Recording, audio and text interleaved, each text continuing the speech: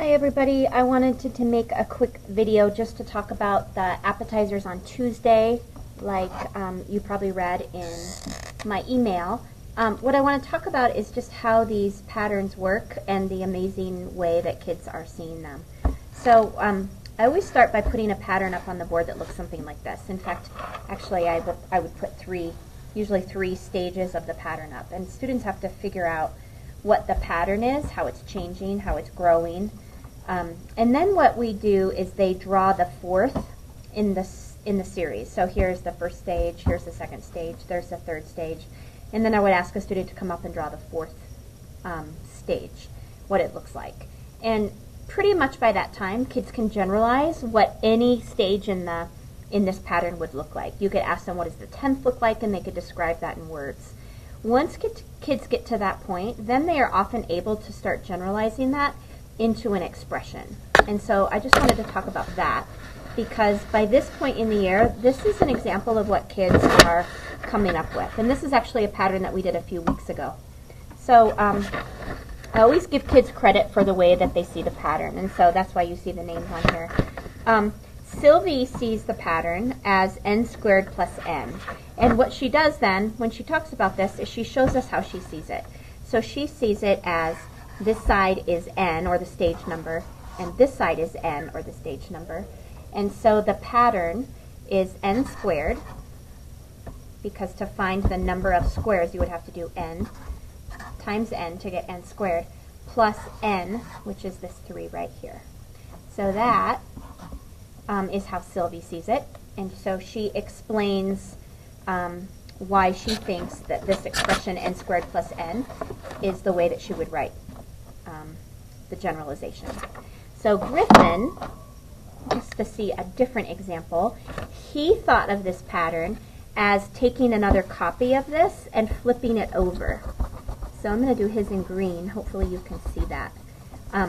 In other words, he thought of it like this. So if it was an entire rectangle, and then he would just chop that rectangle in half. So if he was to do it this way, he said this side was n plus 1, because it's one more than the stage number, which is 3. And then this side, he noticed, was 2 times the stage number, or 2n. So he said to find the total number of squares, you would multiply 2n times n plus 1, and then divide that whole thing by 2. And that's what he did here for his expression. Ezra did n plus 1 times n, and what he did is he just took, what did he do? Oh yeah, so he called this side, so the red right here, he took this little chunk and he moved it up here, so it kind of turned and it filled in this spot. So then he created a rectangle that had the dimensions n plus 1 right here times n right here. And so he said you could find the whole thing just by moving that and doing n plus 1 times n. And then Clyde, and by the way, they're all correct. You're going to see that in a second. And then Clyde said, what did he do? I'm trying to remember. So he did 2n times n. So he said this whole dimension right here is 2n. So it's 2 times, in this case, 3, the stage number. He noticed that that was always double the stage number. Times this right here is n. So he was making this rectangle, and then he realized he has to subtract all of this kind of negative space there, if you call it that. And so he had to subtract this little rectangle, which has the dimensions n by n minus 1.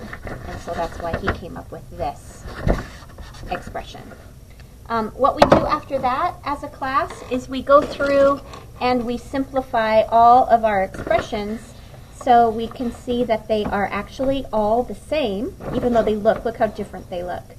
And so Sylvie's is as simple as we can get it. But then what we'll do is we'll practice simplifying. And so here we're going to distribute the 2n times the n, and we get 2n squared plus 2n, and we divide that by 2. And so we end up here, when we simplify that, with n squared plus n, which matches up with Sylvie's.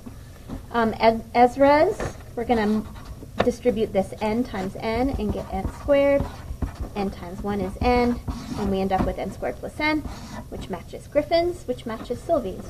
And then Clyde's, we end up with 2n squared minus, and then we distribute this, and we get an n squared minus an n, or actually plus an n because we subtracted a negative, so we end up with 2n squared minus n squared is just an n squared plus n. So Clyde's matches up with Ezra's, which matches with Griff's, which matches with Sylvie's. So this is what we work on every Tuesday at the start of class, and kids, as you can see from this, are simply blowing it out of the water. They're just amazing algebraic thinkers. So I hope that that helps you kind of get a sense for a little piece of what we're doing in math is going. Thanks for watching.